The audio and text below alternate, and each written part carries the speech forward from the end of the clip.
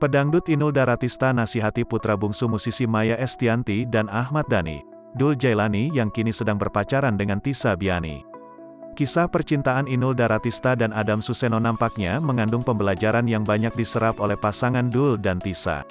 Ya, Dul Jailani dan Tisa memang sudah 2 tahun menjalin cinta, bahkan seringkali mengatakan ingin nikah muda.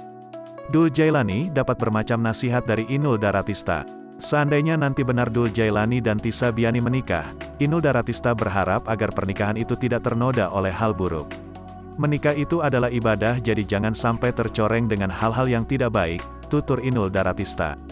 Lebih dari itu, Inul Daratista juga menceritakan pengalamannya saat menikah dengan Adam Suseno agar bisa dipetik hikmahnya oleh Dul dan Tisa.